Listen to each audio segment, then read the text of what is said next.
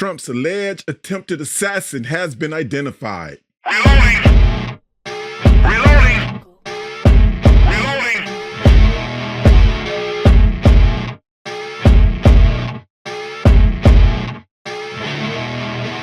As you know, there's been another attempted assassination on President Donald J. Trump's life today down in Florida, down at his international golf course.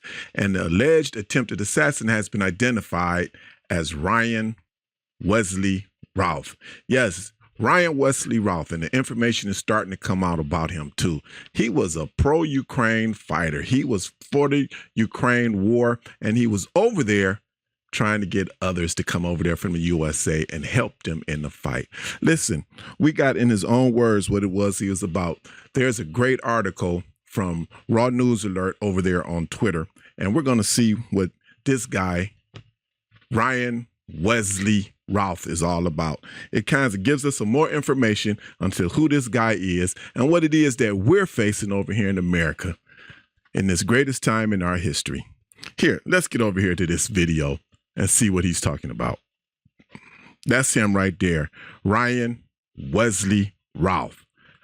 That's the guy who attempted to take President Donald J. Trump's life today. He attempted to delete him, take him up out of the race. But let's get into this video from Raw News Alert, from Raw's Alert from Twitter. I'm going to have the link in the description because it's a very lengthy video. It's 10 minutes, but we're going to play some of the beginning parts of it, and we'll put the link in the description for you to see the rest of what he's talking about. Let's watch this video together. Who you are and why are you here?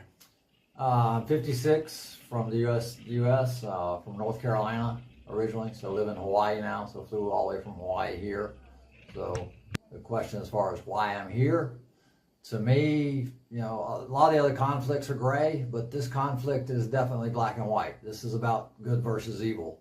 This is a storybook, you know, any movie we've ever watched, this is definitely evil against good. I mean, we're battling a situation here where, you know, the Ukrainians and the rest of the world are caring and kind and generous and unselfish and take care of one another, and it's just a matter of, you know, we need to stand up for that. That is the most important thing in the world, is just to show human beings that we're kind and we're caring and that we take care of one another and that the world is united so that we feed each other and make sure that, you know, we all move forward as one collective whole unit. So, you know, we feel the pain of one country's failure and their conflicts, and we enjoy the successes of other countries that are doing good, and we all work together. And for some reason, Russia does not grasp this concept that we're all one unit, and we have to get along and work together and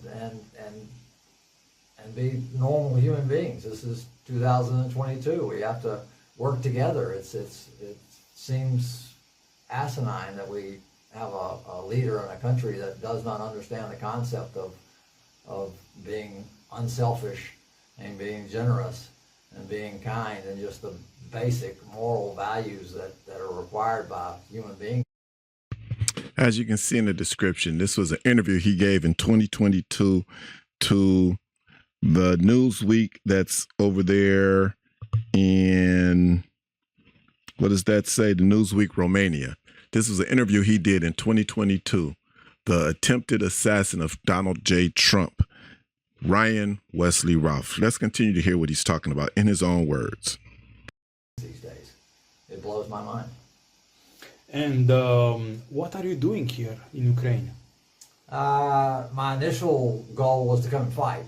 I think, you know, everybody around the globe should be motivated to come here and support the Ukrainians and support the army, no matter what gender, age, anything. Everybody should be here supporting the army. But I'm 56, so initially they were like, well, I have no military experience, so they're like, you're not an ideal candidate. So they said, not right this minute. So plan B was to come here to Kyiv and promote getting more people here. You know, we need thousands and thousands and thousands of people here fighting with the Ukrainians. We need, you know, we've got 190 countries around the world, and we need thousands from all of them. If the governments will not send their official military. Now, I'm not here to base the judgment on whether the Ukraine war should be supported by Americans or not. I have nothing to say against that. But I'm just curious about the mental state of this guy here, the pro-Ukraine supporter, and his attempted assassination on Donald Trump. Is there a connection? I don't know. What do you think? Let me know in the comments. Share with me what you think is going on here. Let's continue. Then we civilians have to pick up the torch and make this thing happen. And we've gotten some wonderful people here, but it's a small fraction of the number that should be here.